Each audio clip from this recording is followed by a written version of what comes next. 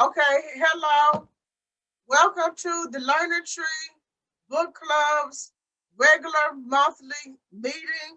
We meet first Saturdays for 1 hour and a half and read together. And I'm happy that we have such a nice group of readers. And I think that we're going to have to do maybe 3 minutes a piece. But at first, I'm letting someone else in, you guys.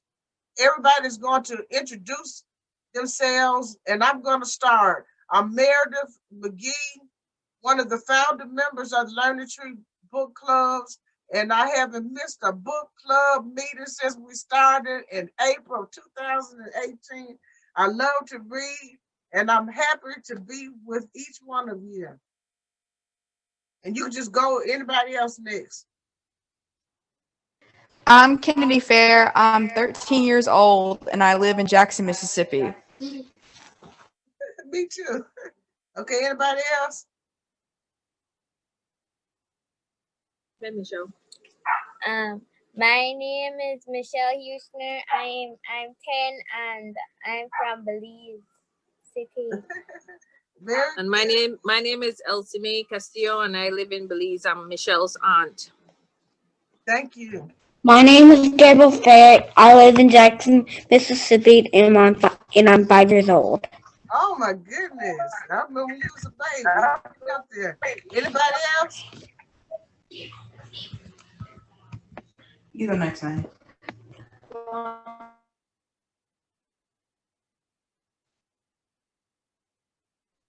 Okay, you have to mute yourself to introduce yourself.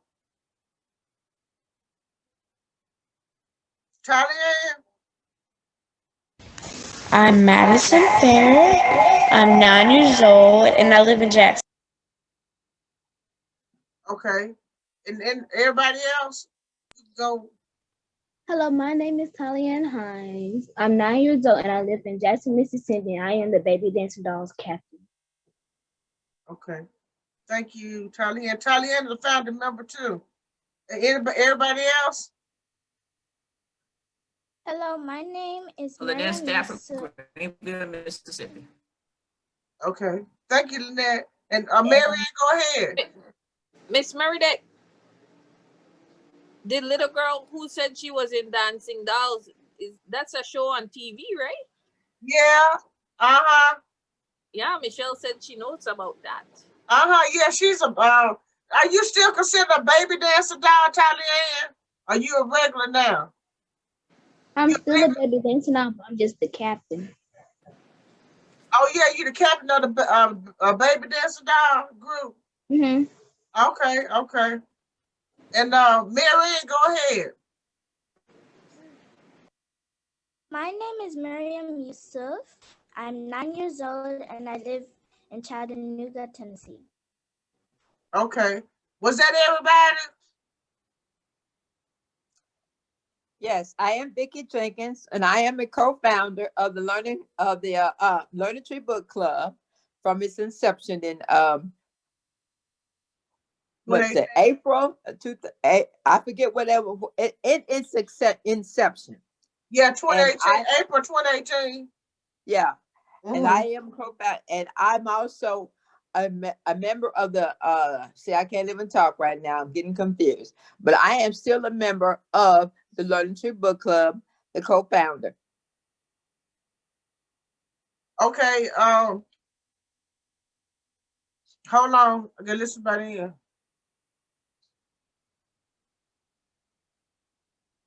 Mary, you in? Okay, so we started going in order. I think Mary Ann wants to read first, then Kennedy, and then we could just if you want to, you can type your name and say three, or we could just go however people feel that they want to read. And so, Mary Ann, let's read. So the book I'm going to be reading today is Wild Cats. Talk a little louder. Or turn your volume up. The book I'm going to be reading is Wild Cats.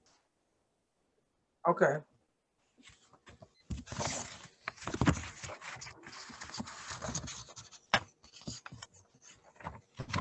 Meet the cats. Wild cats aren't like house cats. Why? Most wild cats live in wild places. They're found all over the world. Scientists have counted 35 species of wild cats. Let's meet some.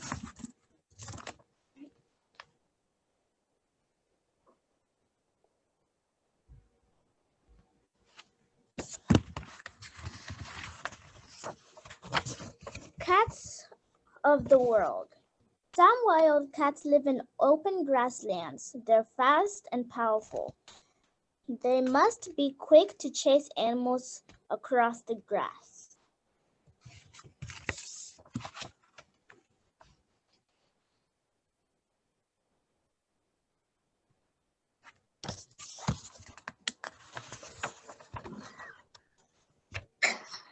Wild cats also live in jungles and forests. Some are good at climbing trees. Many jungle cats enjoy swimming. Sometimes they even catch fish.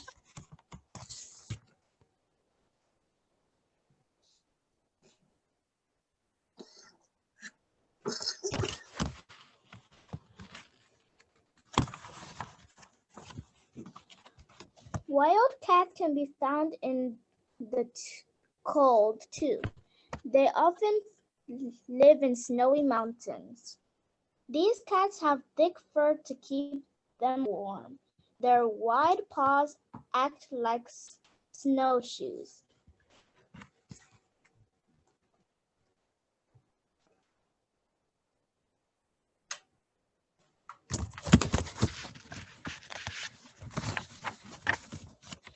Only one type of wild cat makes its home in the desert. Meet the sand cat. It can live for months without drinking.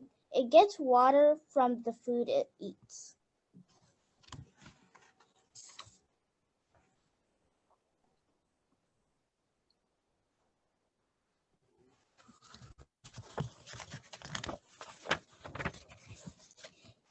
A cat up close. Wild cats live in many different habitats, but they have some things in common. Let's check out the body parts that cats have.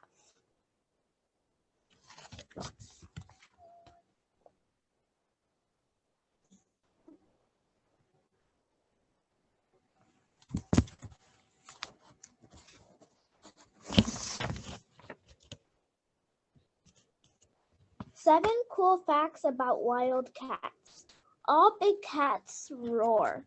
They do not purr the way other wild cats do.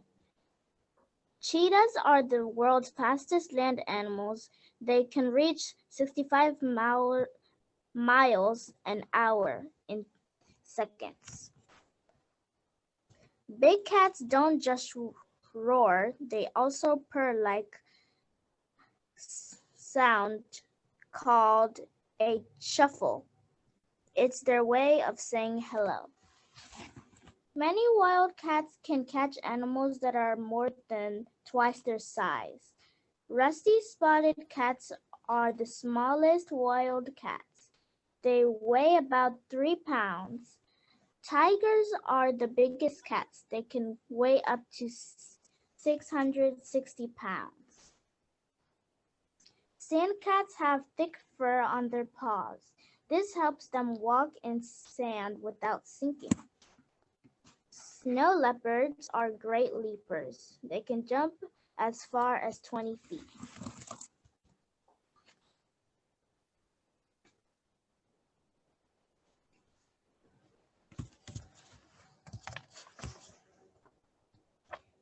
Built to hunt. All cats eat meat. Wild cats must hunt for their food. They catch other animals. This is hard work. Many cats run fast and and chase their prey. Others sneak up onto it.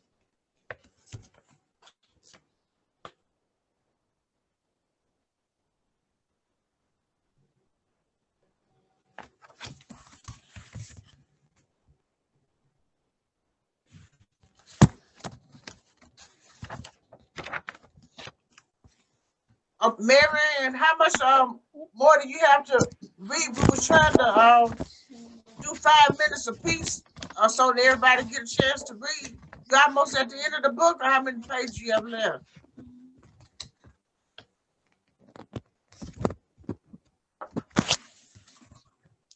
Like about 10 or 9 pages. Okay, well we have to save that part for later. If we have more time when we give everybody 5 minutes, we'll let you read more. Now, Okay. does anybody have any questions to ask Marianne about the subject matter she just read?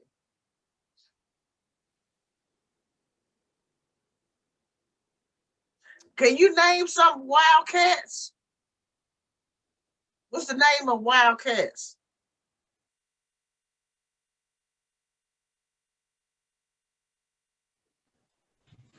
Cheetahs, Okay. sand cats, snow leopards,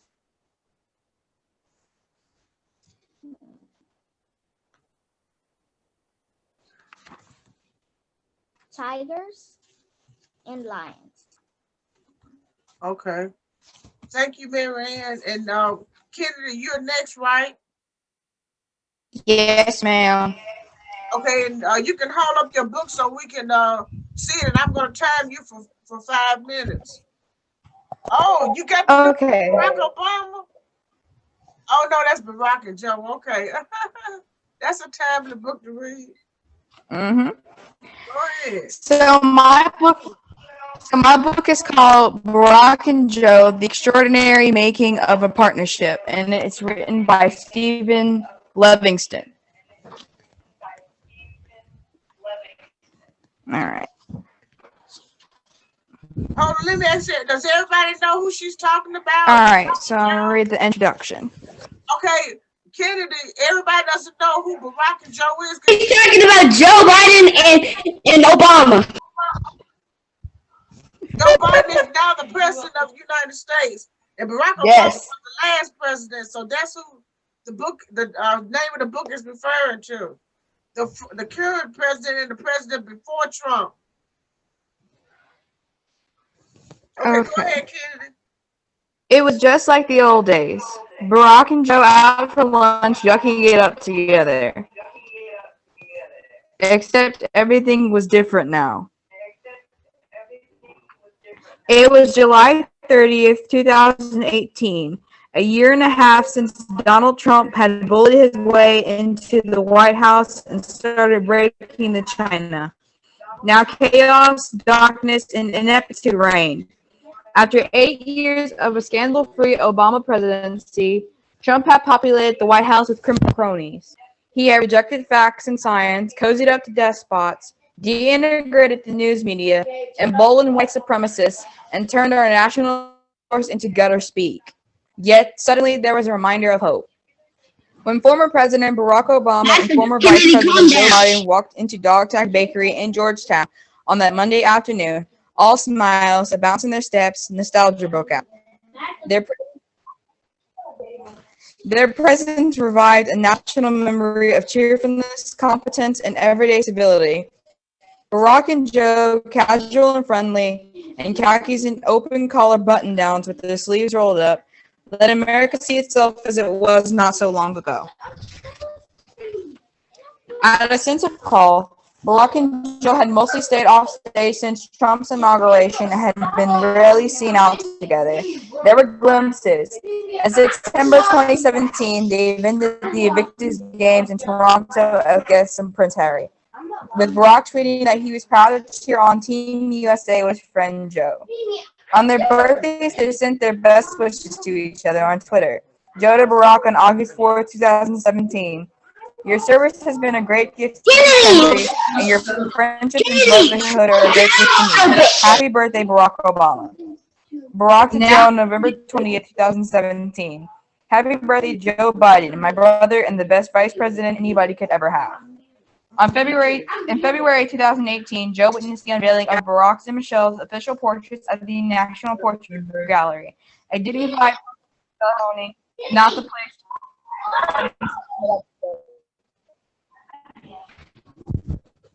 Now, after a considerable absence, here they were at the Dogtag Bakery, showing off their enduring friendship.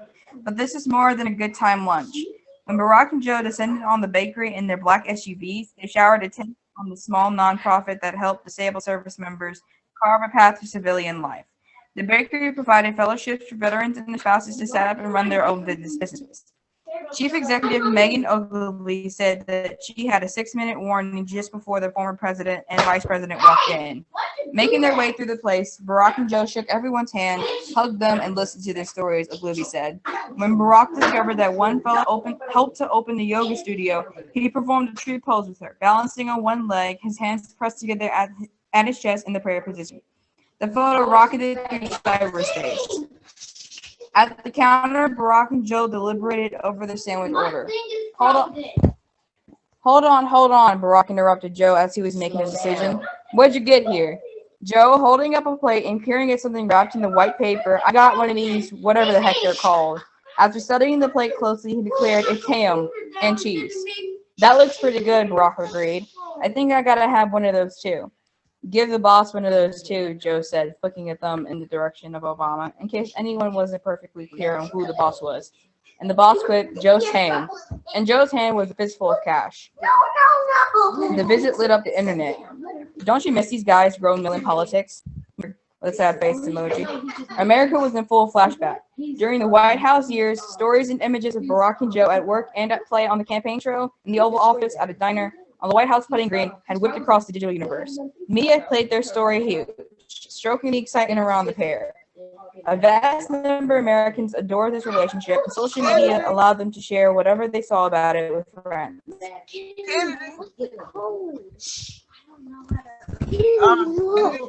you stop at the end of your paragraph? Because we were trying to give everybody 5 minutes, and if you have a time at the when everybody reads, then we'll come back. Sure. And let you read more.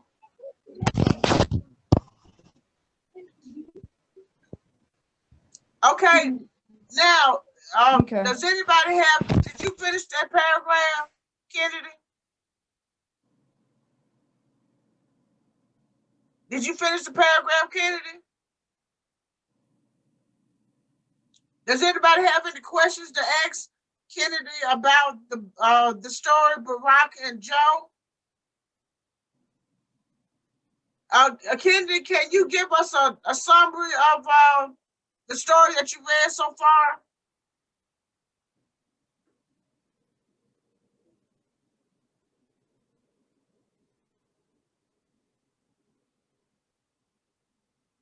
Kennedy. Yes, ma'am.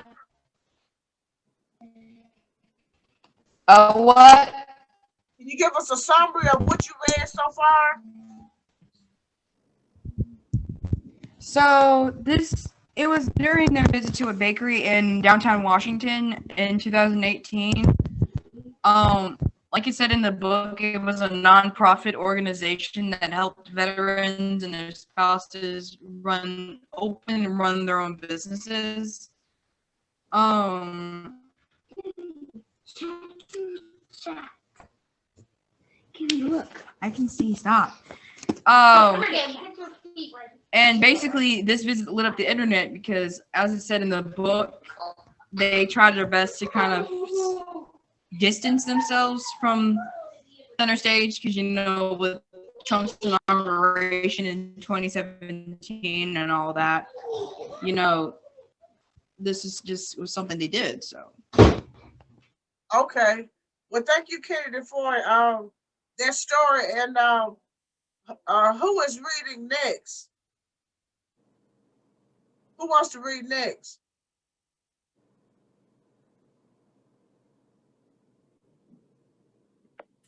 Unmute yourself so you can so we can hear you.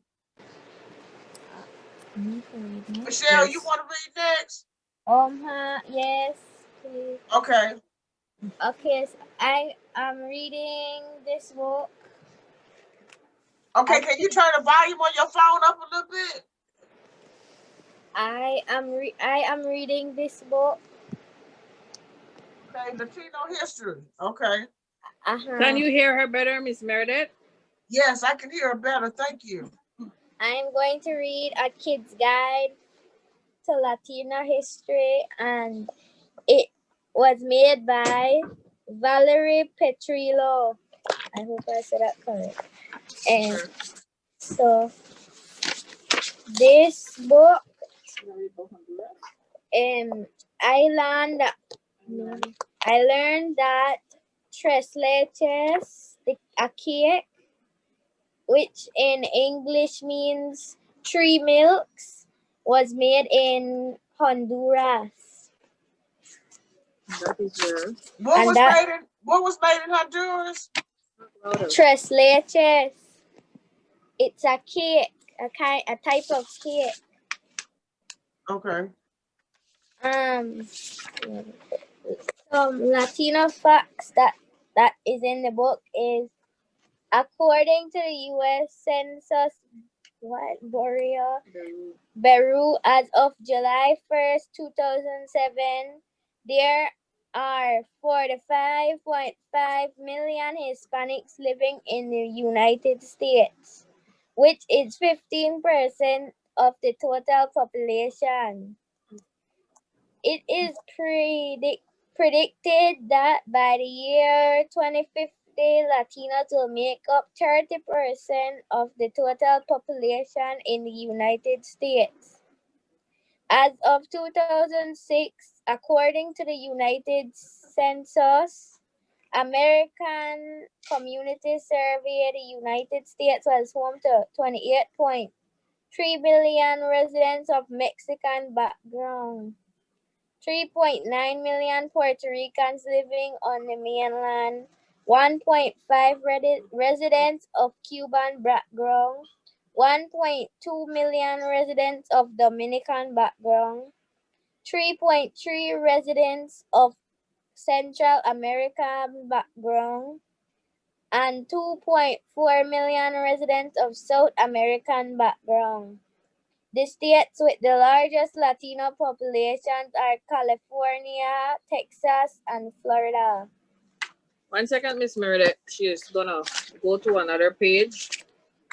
Yeah, she got more. She got 2 more minutes to read. Yeah. She's gonna read a little bit about Central America because we are in Central America, and that's chapter 7. Okay. Central America includes the countries between Mexico, which is North America, and South America, Costa Rica, El Salvador, Guatemala, Honduras, Nicaragua, Panama, and Belize. This chapter concentrates on El Salvador, Guatemala, and Nicaragua, the countries from which the greatest number of Central Americans immigrated to the United States.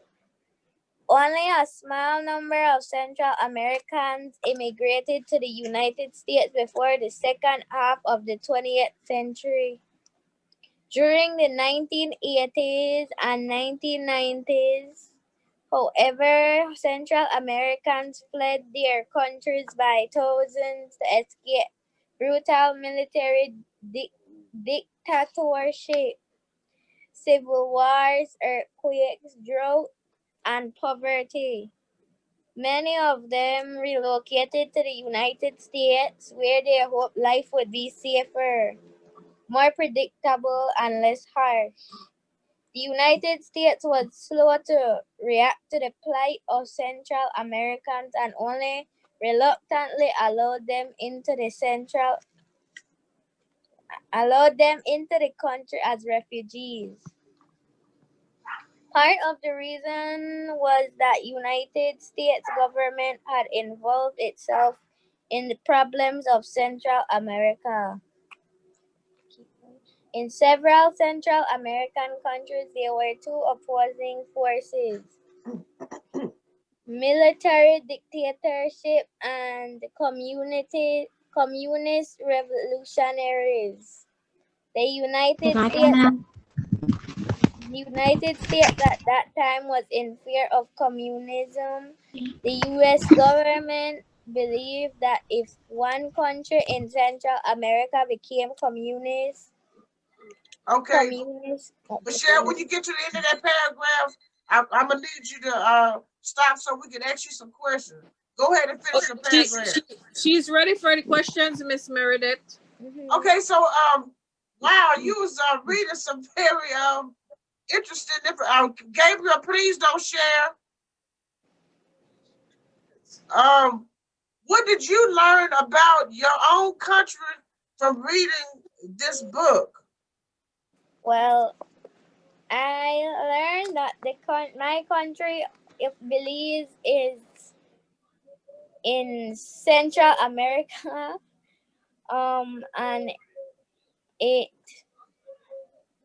is the smallest country in the Caribbean. Yeah. And did you learn anything about politics? Because you was reading about how America got involved in your country. No, I haven't read anything about politics. What? Okay. Well, thank you for the story. Miss Meredith, she wanted to tell you more about Honduras because her grandmother is from there. Okay, well, go ahead and tell us about Honduras. Well, Honduras, they're about 486,000 Honduran Americans in the United States. And yeah, that's. And tell her about the food. The food, there's tres leches. That's basically all I know. Okay. Well, very good. Are there any other questions to ask Michelle, who actually lives in Central America in the country of Belize? And she just told us that is the smallest country in Central America. Can I go now? What? Shut up! You can turn off my camera. Okay, hold on 1 second. Was there any other questions? If not, we'll go and let Gabriel read. And thank you, Michelle, for reading that. I was gonna ask, what is it like living in Belize? Because I honestly, to be honest, I wanted to either visit down there or Bolivia sometime when I got older. So how is it like living down in Belize, to be honest? Belize, it has a lot of islands. It actually has the second largest barrier reef. Yeah, right here is a subtropical country, so it's either cool or hot, rainy. The economy is okay. Your money is twice the amount of our money. So if you come with $1, it's $2 down here. So, but it's more like a natural environment. We have a lot of natural things. We don't have like malls. We don't have stuff like that. We only have one movie theater down here. So it's just really back to the basics, and we don't get a lot of foreign products down here. So if you want to come here and experience like organic, this is where you come. I'm not sure who was asking the question, by the way. Oh, it was me. That was me. Okay. But you would like it though if you come here. Yeah, I would like to come too. I know one person that lives there besides you all. Her name is Cynthia. But anyway, thank you. That was a great history lesson for all of us to learn, about Latin America. Okay, so Gabriel, who is 5 years old, is ready to read. Gabriel, what are you going to read? Gabriel, what book are you gonna read? I'm gonna read Grumpy Cat, the little grumpy cat that wouldn't. Okay, okay. Can y'all see his book? Okay, go ahead, Gabriel.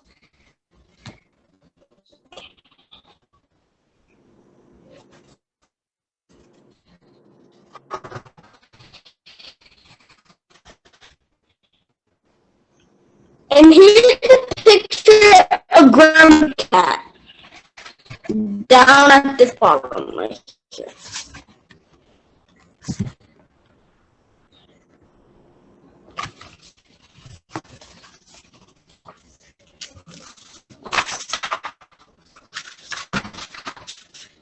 Once there was a little cat. She was so cute. She was so furry, and she was grumpy. Grumpy cat didn't like anything.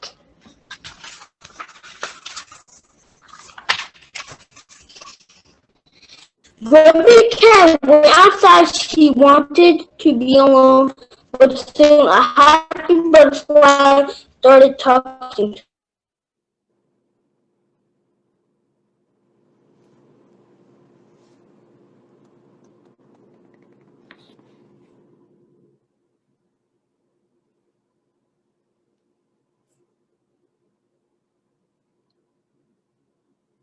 Now, Gabriel, finish reading your book, please. Okay.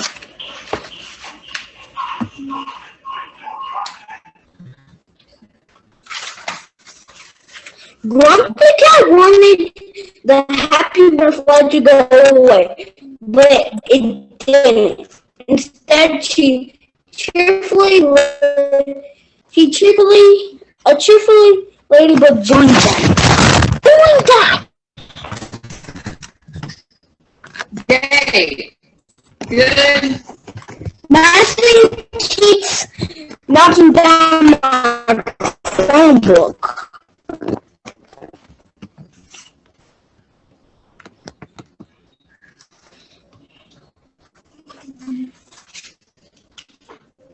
Gabe, I think your computer. Good morning, Grumpy Cat, said the ladybug. There's no such thing, it said.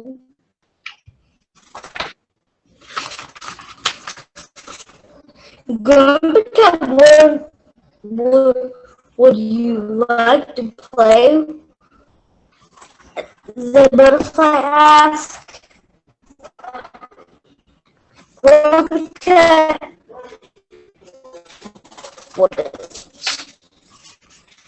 come on, it would be fun, said the ladybug. I had fun once. It was awful, Grumpy Cat said.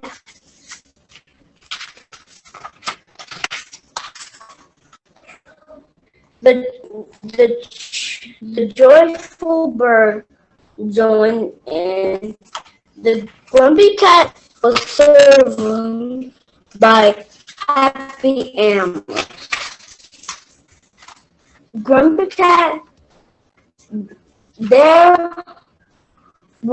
must be some fun you would do, the bird said.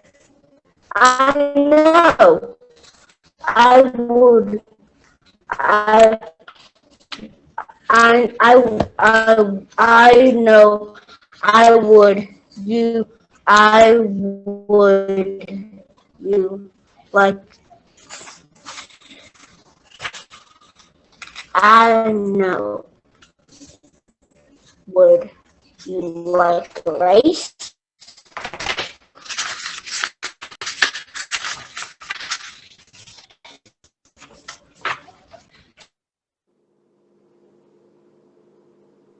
Okay, Gabriel, did you finish your book? Yes, he did. Oh, he reads so good. He's 5. Is he in kindergarten yet? Sorry. Huh? This is a villager. Okay, Gabriel. Kennedy, stop. Gabriel, can you give us a summary of your birth?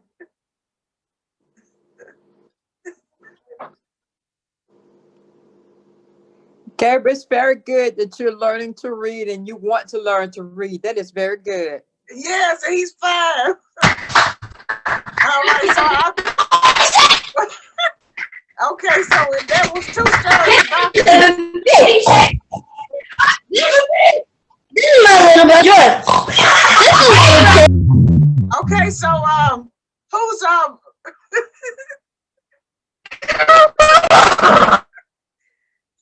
read next? I took a bit.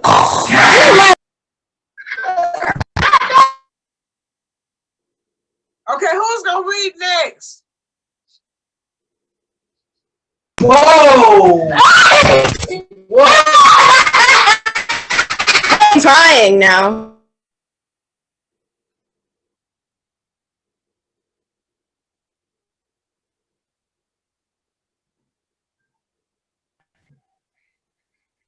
I would like to read Miss McGee. Who is that?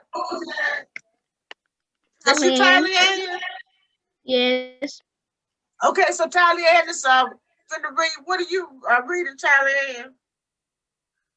Since I don't have a Black history book, I'm just gonna read When I Grow Up. Okay.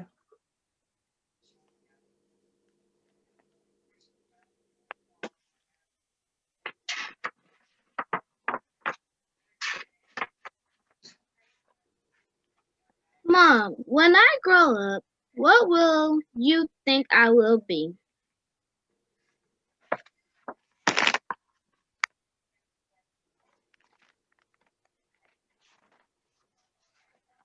Will I be funny or smart? Do you think I live near or far?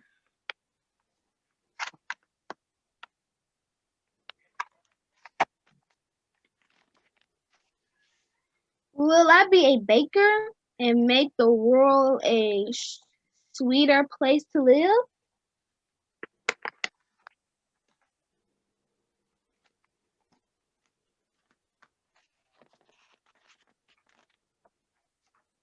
Will I be a teacher and let dogs come to school?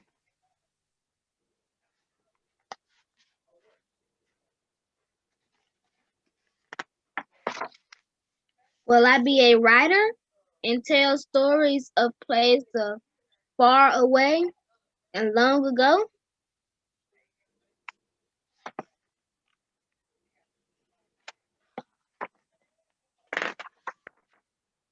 Will I be the mayor and let kids run the town?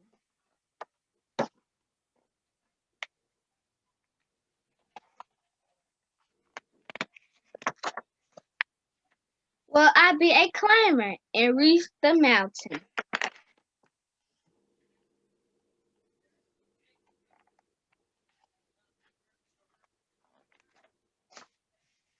Will I be a gardener and plant seeds all around and watch them grow?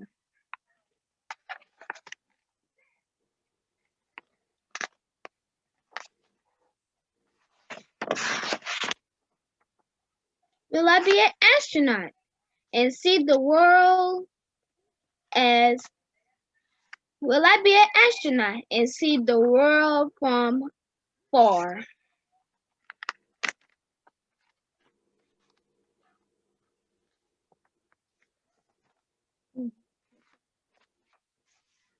Will I be a painter and make the world Will I be a painter and make the world more beautiful?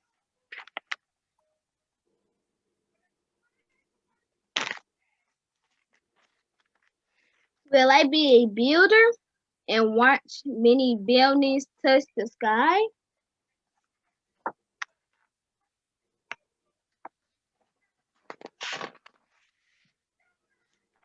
Will I be a musicer and fill the world with lovely sounds?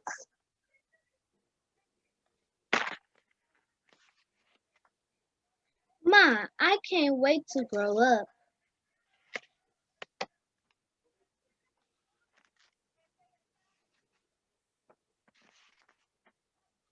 When you grow up, you can be whatever you dream. No matter what, I will always be there for you. Just like now, I always hold you.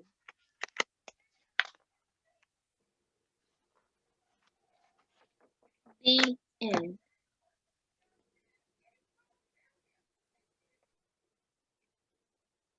Did you see a wait, let me see, am I unmuted? Did you see an employment or a project that you was interested in getting involved in? Well, Can I you hear do me? have this quiz that my grandma wanted me to do. It's not no passage to it. It's just a Martin Luther King Day quiz. It says if you missed the Martin Luther King celebrate yesterday, you will have a great evening below of the trader quiz to the test your alone. Number 1. What is the birth of Martin Luther King Jr.? A. Selma, LA, B. LA, Georgia, or C. Mountain Government, LA, or D. Tennessee, TN.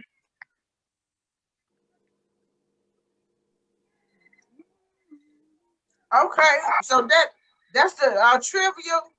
And so thank you for that story, Tallying. What did you get out of the story? What did it mean to you, the story that you read? It means to me, like what people want to be when they grow up, like doctors, musical painters, writers, musicals, and see what they want to do and figure out what they want to do and what they want to do to have fun. And what do you want to do? Like I want to be like a singer and an artist and a beautician. Okay, very good. And next week we was trying to get you to write a story. You can read the story about the Smith Robinson Museum, or maybe or any of the books that you have on Black History. You have 5 minutes to read it. So that's what we was trying. You signed up for 2:15. So that's the kind of story. Any story about a person that's a Black History great or African great, you can read next week. Mhm. Okay, And so go ahead, Vicky. also too, in this month of February, the admission to the museum, the Civil Rights Museum and the Mississippi History Museum, the weekends, they are free entry. So either one of those museums are free entry for the month of February on the weekend. What about the Smith Robinson Museum? Do they have free entry for there? For the Smith Robinson, no, it is not. It is not reported that the Smith Robinson's admission is free. It's just reported that the both of the Civil Rights and the State Museum is free for this month. Okay. All right, then. Well, was there any other children that wanted to read next? They haven't read.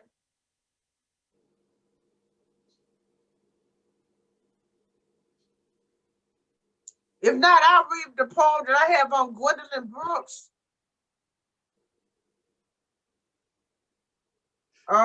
Gwendolyn Brooks. This is one of the books that was donated to the Learning Tree Book Club. Gwendolyn Brooks was a Black poet that wrote in the last century. In fact, she was born in 1917. And she published her first poem in 1945. She was born in Topeka, Kansas, but she grew up on the south side of Chicago. And she was the first Black poet to win a Publishers Prize for poetry. And there's one little paragraph on her that I wanted to read, and I'm going to read her poem and I'm going to end. And this is what she said. If you wanted a poem, Gwendolyn Brooks wrote, you only had to look out the window, which I thought was interesting because, you know, a poem is storytelling. And there was material everywhere, she said, walking or running, fighting or screaming or singing. From the life of Chicago Southside, Brooks made a forceful and passionate poetry that fused modernist aesthetics with African American cultural tradition. A poetry that registered the life of the streets and the upheavals of the 20th century, starting with A Street in Bronzeville, which she wrote in 1945. Now, that particular poem was very important to me because it was one of the first poems that she wrote that I was introduced to when I was in, I think maybe the 9th or 10th grade. And then she says, her formal range, writes editor Elizabeth Alexander, is most impressive as she experiments with sonnets, ballads, spirituals, blues, full and off rhymes. And also, I wanted to just note that there are 3 poets here in this book club.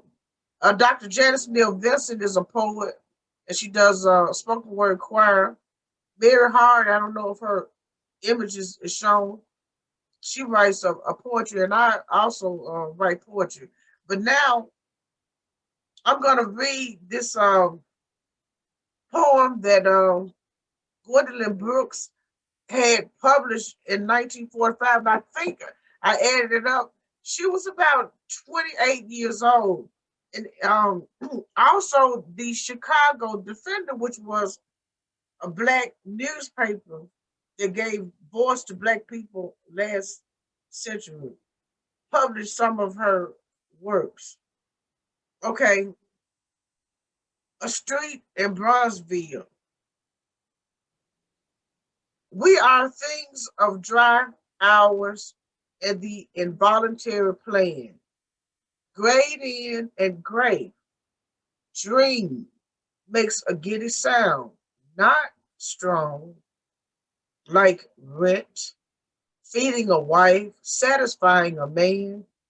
But could a dream send up through onion fumes its white and violet fight with fried tomatoes and yesterday's garbage ripening in the how flutter or sing an area down these rooms, even if we were willing to let it in, had time to warm it, keep it very clean, anticipate a message, let it begin. We wonder, but not well, not for a minute. Since number 5 is out of the bathroom now, I think of lukewarm water. Hope to get in it. Abortions are not letting you forget.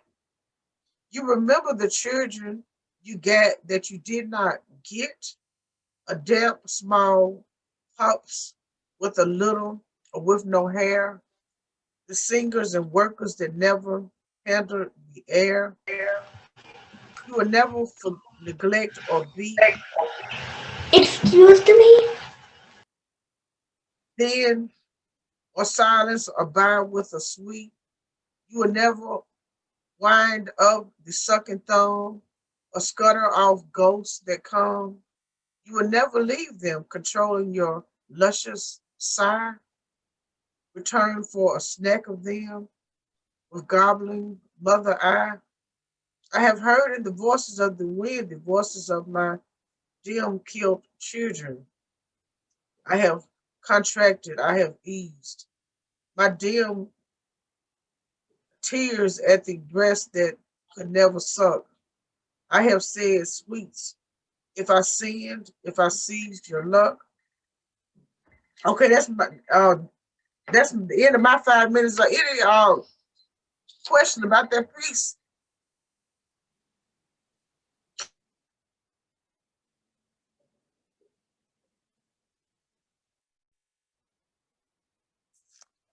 Gwendolyn Brooks, you were saying, was she wrote a poem, an article in 1945? Yes, and she also was won a Pulitzer Prize for poetry. She's a Okay. poetry laureate too. Yeah. Okay, so if not, any of the dancers out of children read, who wants to read next?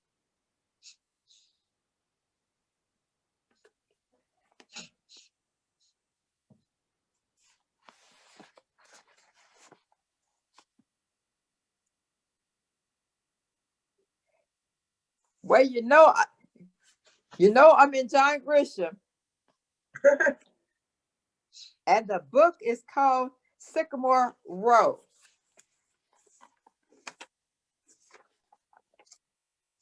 They found Seth Hubbard in the general area where he had promised to be, exactly in the same condition expected. He was at the end of the rope, 6 feet off the ground and twisting. Oh, hold on a second. I'm sorry. I'm getting kind of cut off here. All right. They found. See, I'm still getting cut off here. Okay. They found Seth Hubbard in the general area where he had promised to be. Though exactly in the condition expected, he was at the end of the rope, 6 feet off the ground and twisting slightly in the wind. In front of moving through the wind, Seth soaked. They found him in soaked that they found him in. Someone pointed out that there was no mud, no shoes, no back below him. So therefore, he was probably hanging in the dread when the rain began. Why that was important? Ultimately, it was not. The logistics of the hanging of oneself in the tree is not simple. Evidently, Seth thought of everything. The rope was 3/4 of an inch, braided, natural. Manila of the same age is easily strong enough. Seth weighed 160 pounds. A month earlier, the doctor's office later had an employee in one of the Seth's factories that reported that he had seen his boss cut a 50-foot length from the pool before using it in such a dramatic fashion. One at the end in a lower branch of one of the same trees was secured soap dish mix, a knot, and leashing, but the one at the end of the loop over the highest branch, 2 feet in growth, exactly, and 21 feet from the ground. From there, it fell about 9 feet, accumulative in the perfect hanging. The knot that Seth had undoubtedly worked on some of the time. He noted that there was a straight line between the textbooks and 3 designed to collapse. It was straight up under the pressure. A tree at the less painful and separative. Seth had done his homework.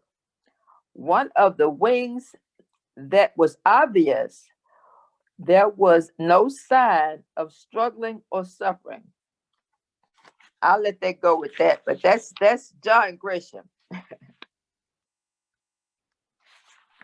Does anybody have any questions to ask Vicky about what she read?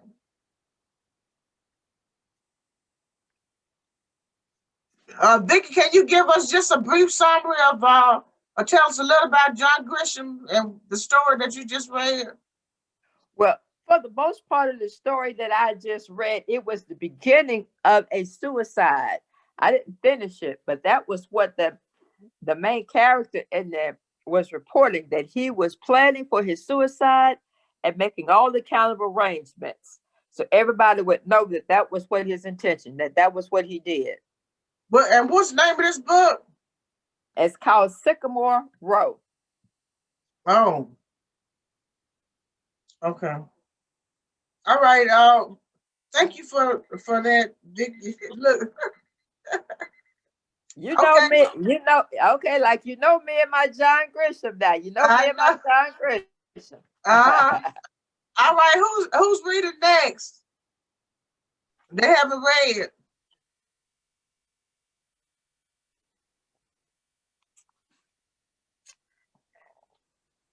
Pardon me? Oh. Okay. Was anybody else reading? I read a bit today. Okay. Miss Janice, you're gonna go ahead. Okay. I think Mary Hart is you finna read something, Mary? Well, if no one else, if you need you have a space. Yeah, go ahead. Okay, this is Nelson Mandela, and it's a pocket Bible, a small book. Okay. And it caught my attention. It's Nelson Mandela spent his life fighting injustice in South Africa. His triumph inspired people around the world. Nelson was born in 1918 in a village called Mervezo. His parents named him Rolaha La. A teacher gave him the English name Nelson, and the name stuck. When Nelson was growing up, South Africa had a system called apartheid. Under apartheid, white people had more rights than black people. White people ran the government. They told black people where they could live and what jobs they could have. They rarely let black people vote. The system was cruel and unfair. Nelson wanted to find a way to end apartheid. In 1944, he joined a group called the African National Congress. The group used peaceful protests to speak out against apartheid, but the government refused to listen. So in 1960, police opened fire on protesters, killing 69 people. Nelson decided that peaceful protest wasn't enough. He created a new group called the Spear of the Nation. This group was armed and ready to use force if necessary. Nelson was arrested for opposing the government. He was sentenced to life in prison. Nelson's cell didn't have a bed or plumbing. He was allowed to receive only one letter every 6 months, and he was forced to do hard labor. Still, Nelson kept fighting apartheid from his cell. He earned a law degree so he could argue against unjust laws. He organized protests with other prisoners. He wrote powerful political statements. Nelson's words helped convince people just how wrong apartheid was. More and more South Africans joined the battle against apartheid. In 1976, teachers and students held a huge protest in the city of Soweto. Violence broke out between the police and the protesters. Hundreds of demonstrators died. Still, the protests continued. The South African government tried to make a deal with Nelson. If he would tell people to stop protesting apartheid, they would let him go. Nelson said no.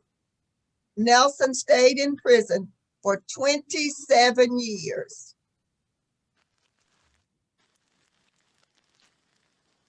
Now time, that's gonna finish it.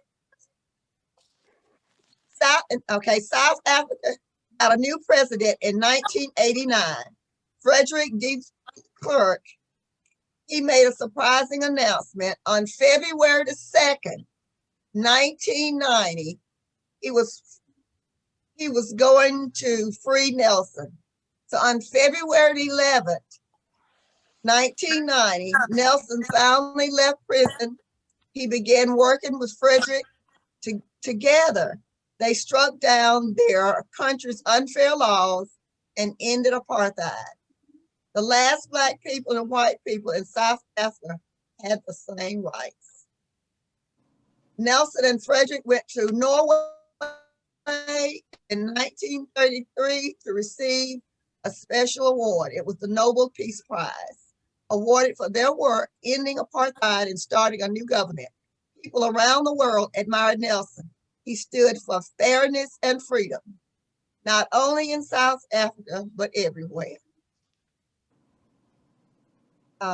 In 1944, Nelson ran for president of South Africa, and it was the first time in the country that people of all races were allowed to vote. Nelson cast his own vote in a small schoolhouse. I've just voted for the first time in my life, he said joyfully. Nelson won the election on May 10, 1994. He was sworn in as the first Black president of South Africa. And Nelson's job was not easy. Apartheid was over, but there were still hard feelings between Black people and white people. Nelson had to find ways to bring everyone together. So in 1995, South Africa hosted the Rugby World Cup. And that rugby had always been thought of as a sport for white people in South Africa, but Nelson urged every citizen to support the team, even if their chance of winning was pretty slim. Everyone's shocked, South African team won the World Cup. People all over the country, both Black and white, cheered it with a step toward uniting the nation. Okay, Mayor, I was trying to let you get to a stopping point. Thank you so much for reading that. For Nelson Mandela is one of my favorite people of all time. So, anybody have any questions to ask? Oh yeah, someone wants to know who published the book. Who wrote the book?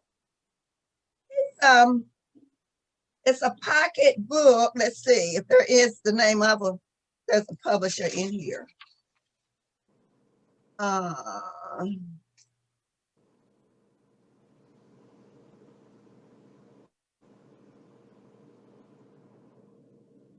Oh, it doesn't have. It just says it's mackids.com. Okay. But it doesn't have a direct publisher. Now, Okay. it just says mackids.com. Okay. So we have These little small books. about 10 minutes left. We Miss can have. Meredith, Miss Meredith, can I go? I'm reading a book too. I'm trying. Go ahead. The book that I'm reading is called The Queen's Rival. It's by Diane Hagar. I really like these vintage books with from the old times. So basically, Catherine, she got called to the court because her parents, they used to work for the king, and she's a young girl. She's 15. She's learning how to be one of the ladies of the queen, and yeah, the queen is pregnant, but she's only 15 years old, and she has a big crush on the king. So I'll read a little bit about it.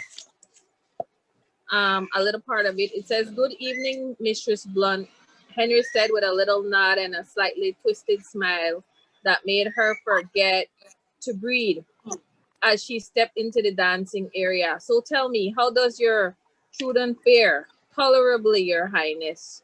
"Shall I be the judge?" "I shall pay you. Do not judge me too harshly.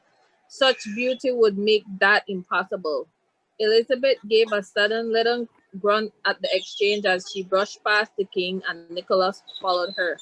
"Do they not make a handsome couple?" asked the king. "A couple, sire.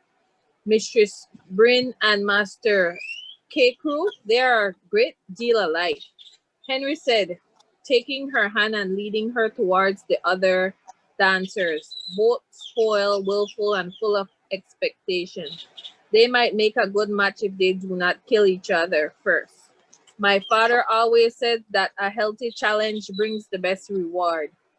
As Henry laughed, his green eyes crinkled at the corners, and suddenly Bess could see nothing else. God, but he was handsome and so remarkably clever. "I always did like your father. How is he?" "Return to your service, sire." Henry paused for a moment just after he had taken her hand. The feel of it was warm and full of power. "I am not told I shall have someone punished." His tone bordered so close to seriousness that Bess could not discern if he meant it, as she felt a shiver of panic. "Oh, please, my lord, do not." He leveled his eye on her again as the music for the children began in the gallery above, and dancers began to move around them, swirling silk and layers of velvet, along with the heavy scent of mingling perfumes. "What shall you give me, young Bess, if I grant your wish?" I think I'll stop there, Miss Meredith. I don't know how much time is left. Yeah, you have about 2 more minutes. You can read a little more. Okay. "He was toying with her like a cat with a mouse. She could feel it now, and she knew that some witty retort was what he was after, just like the last time when she had left him wanting. But to her horror, Bess was still too inexperienced to know what might please or insult him. This was a game for adults, and she was not quite 16. The king must have seen in her eyes what she was thinking. But suddenly his smile faded and his eyes filled with sincerity. "You are lovely indeed when you smile," he says, taking her hand again and leading her to the very center of the other dancers. "I am honored your highness would find me so," she replied, lowering her eyes. "A man would have to be blind not to find you so, Mistress Blunt. The man who one day wins your heart shall be heaven blessed indeed. They turned in time with the music and with the other dancers, linked hands, then turned back to the other way. What sort of man do you believe you shall fancy? A man exactly like you, she thought foolishly. My father always warned me I shall have little choice in the matter of my husband, so I have not given it much thought. Henry arched a brow. This is true in marriage, but not in love. No one can control your heart, Mistress Blunt. Remember that. She realized for the first time that the little Bess Blunt from Kinlet was keeping up with the King of England, and he was still smiling at her as if he was enjoying it. He always danced eventually with the various ladies of his court, young and old. Gertrude once told her. No doubt he saw it as his duty, whatever his reason, Bess thought, just as the song came to an end. This definitely was the most wonderful moment of her life, one she would never forget for as long as she lived. At last, it had been her turn. Okay, very good.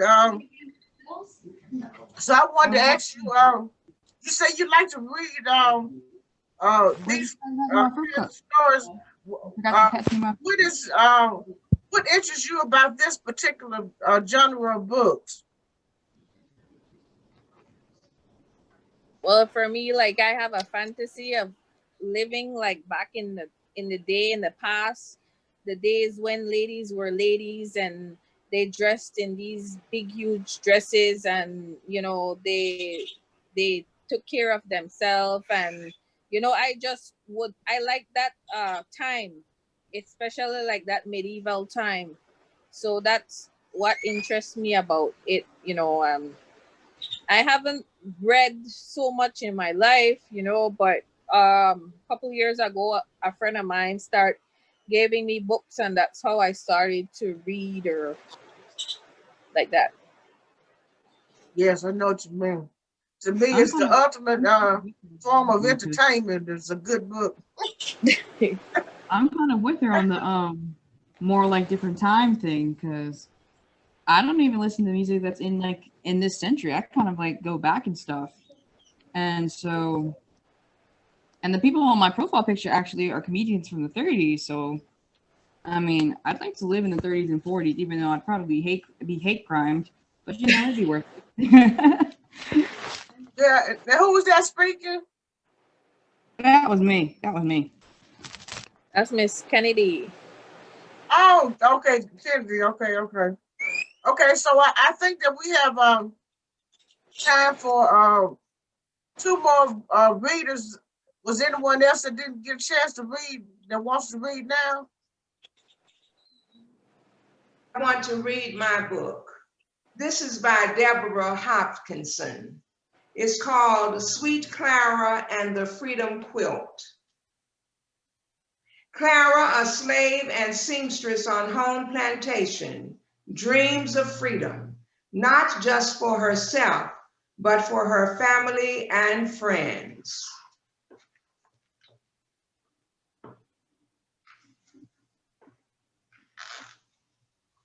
Before I was even 12 years old, I got sent from North Farm to home plantation because they needed another field hand.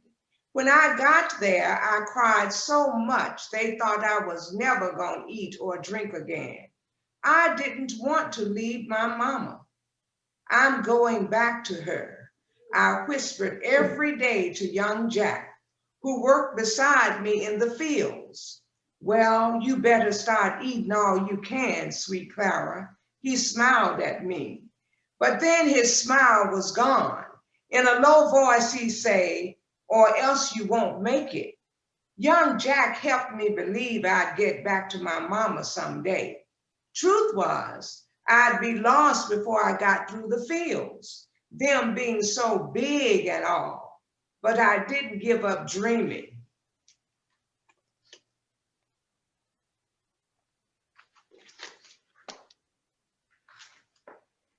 Aunt Rachel was raising me now. She wasn't my for real blood aunt, but she did her best to care for me. One night she come back from working in the big house and found me lying dead tired on our cabin floor. She shook her head and said, "Sweet Clara, you ain't gonna last in the fields, but I got an idea." Aunt Rachel's idea was sewing, and she started teaching me the very next night. It wasn't easy for me to learn. My hands already rough and clumsy from hoeing and weeding the fields. So Aunt Rachel took it real slow. She brought scraps of cloth from the big house and taught me about each one, how it was special and had to be treated in its own way. I liked to piece the scraps together to make pretty patterns of colors, but Aunt Rachel didn't care much about pretty patterns. "Now you rip out that whole row and do it again, Clara," she said. "Why I got to make the stitches so tiny?" I complained. "You gonna be a real seamstress, that's why."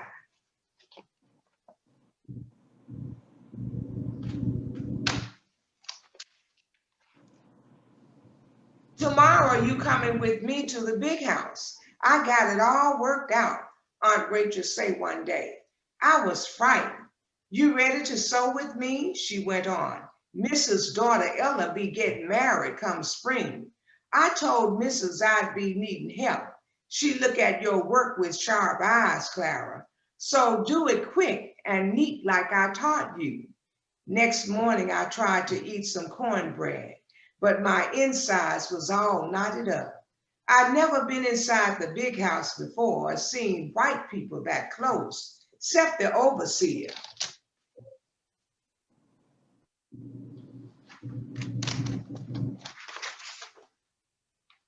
So I changed from a field hand to a seamstress. Since the sewing room was right off the kitchen, Aunt Rachel and I were near cook and the helpers. There was always lots of bustle and company in the kitchen. I was hearing about all kinds of new places and things. I listened so hard, it felt like my ears must be growing right out of my head and getting big with listening. One day, two white men come to see the master. The drivers went into the kitchen to talk to cook. "There have been too many runaways last summer," one of the drivers said. "They going around asking all the masters in the county to join the patty rollers. Crazy, running away," muttered Cook as she beat up some batter. "Where you gonna get yourself lost in the swamp?" "Don't know," said the other. "But I hear we ain't that far from the Ohio River. Once you get that far, the Underground Railroad would carry you across." "That's right," agreed the first. "The railroad will get you all the way to Canada. Then you see free forever." Cook snorted. "If it be as easy as you two let on, more would have gone." One of the men replied in a quiet voice, "It'd be easy if you could get a map."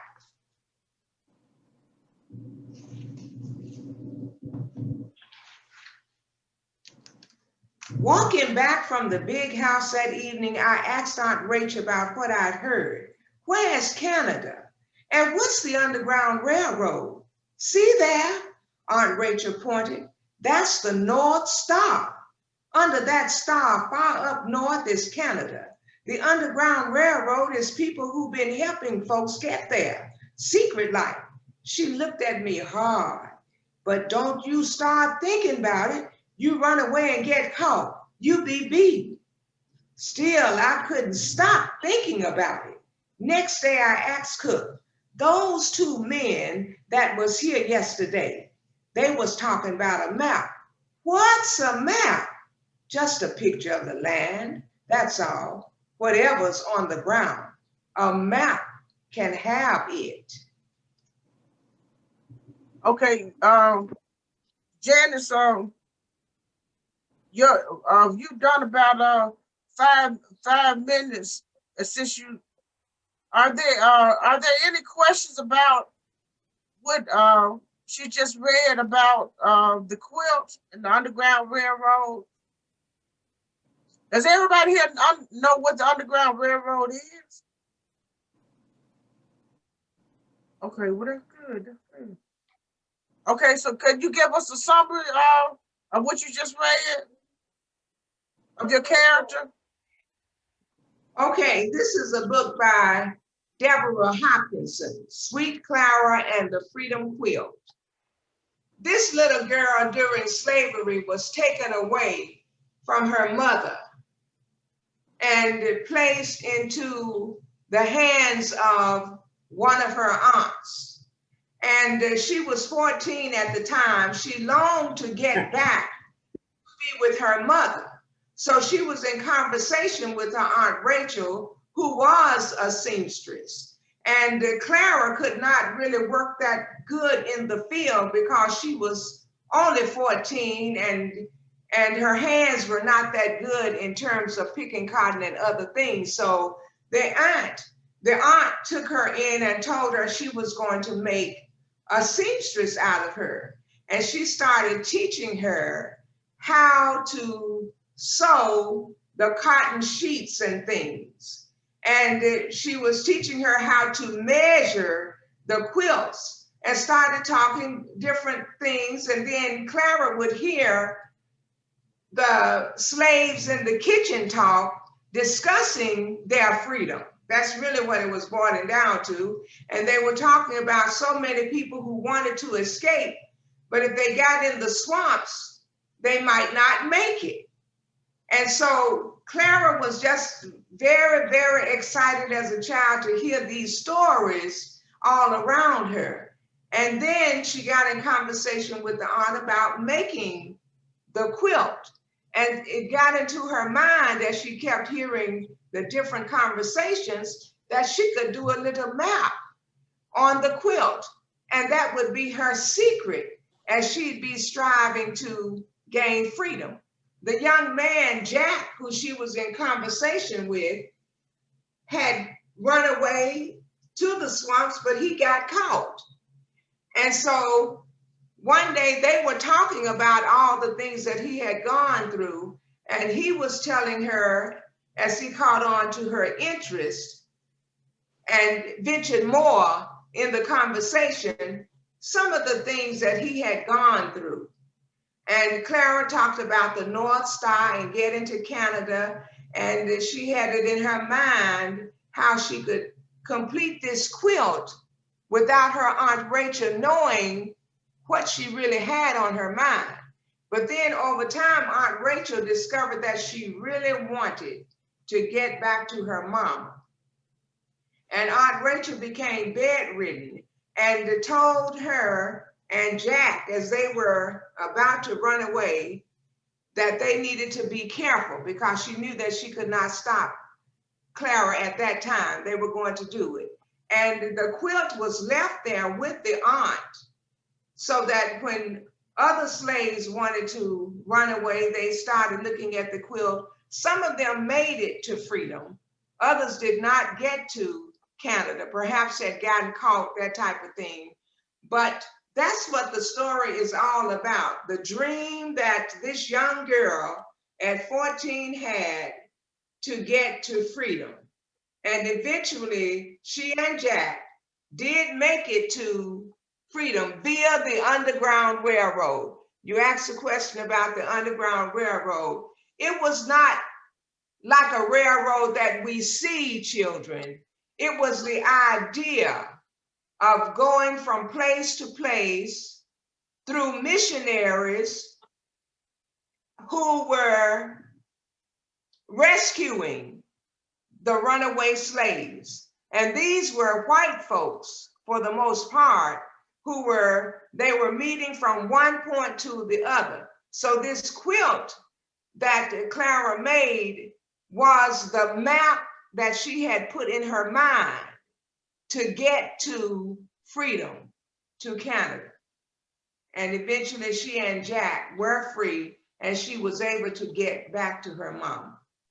And that was really good that she took this quilt and told a story that led to her own freedom and to the freedom of others. That's great storytelling.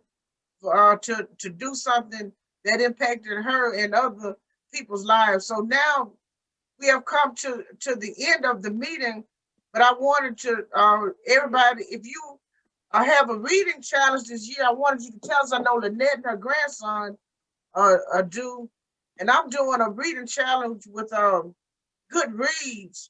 I think I want to read 24 books. But Lynette, tell us about your reading challenge, and anybody else, tell us what you plan to read, what you're reading now, what you plan to read next before we end. And we'll just try to go quickly. This is from Reading is Fundamental, and it's a 21 book reading challenge. And they say read 21 books in a year. And I had planned on buying this book, so I've got this book. So this will go on my stack. Oh Reading wow! about Cicely I just Tyson. ordered that. I just ordered that. Wow. Anybody else? Was that So my Okay, and I bought this book. the ABCs I'm of sorry. Black And History? these two books I bought for my grandson. These are two books I got for my grandson for Christmas. Okay. Well, very good, very good. Okay. So anybody else want to tell us what you're reading, what you plan to read? Real quick. So my school is like challenging all students at the school to read 130 minutes a day, like a week, every week. Read Say 30 that minutes again, a Ken, week I every couldn't day. hear you. So what Go So my ahead. school is challenging the students at my school to read 100 and then How many? and so what I've been reading for those 130 minutes was this That you said 100 books? 130 minutes, so like 2 hours and 10 minutes. How often do you A have day. to read an hour? And No, 30? 130 minutes to read one book. Okay. And I know you've been reading for years. It's pretty frequent. Like sometimes it'll be an hour. Sometimes it'll be 200. Two. Okay. What grade are you in, Kennedy, now? And so I've been reading this book for most of the time, and then another book I'm reading is seventh grade. Oh God, dang it! Okay. Very good. Anybody else want to tell us what they're reading or what they plan to read? I purchased a number of books, but they're in the other room, so I can't go get them. I know what you mean. But I got And I just went to Barnes and Noble and purchased because I said I want to make sure that I have my books right this time. And so I plan to read every last one of them. I think I got about 15, and they're all for Black History Month. So I'm looking. Yeah, I got 2 on Ida B. Wells. I got 2 on by Angela Davis. I ordered the one on Cicely Tyson. I mean, I'm gonna exceed my 21 books for the year. Anybody else? Well, I have Aretha Franklin. I'd like to say that I ordered the 2 books for my grandson from Mary's bookstore, from the book gallery. Thank you for that shout out. The book gallery. Okay. All right. We got to get the book galleries. I'm gonna email the link to everybody when this is over. I'm gonna be emailing you the link to the book gallery in case you want to get any of your books and support a Black book seller from Greenville, Mississippi. The book gallery. That's the only Black-owned bookstore in the Mississippi Delta, right? Independently owned. Yes. Okay. Was there anyone And I else? might get in trouble. Okay, I might get in trouble, but I would like for Marilyn I would like for Marilyn, she can stay off camera, but I would like for her to name the books that she has written so far. Okay, go ahead. Marilyn?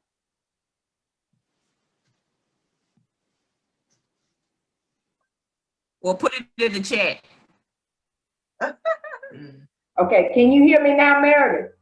Yes, we can hear you. I hadn't clicked on mute, I'm sorry. Okay, my first book that was published is called So What If I Am a Virgin? I had 2 conferences for girls and young adults after I wrote that book. And in 2018, I had my second book published, which was a discussion notebook to accompany the first book, So What If I Am a Virgin? I just had my third book published, and it should be on Amazon soon. In 2020, I was celebrating all the goodness that God has brought to my life. So I started from when I was a little girl, and I come on up to this point now.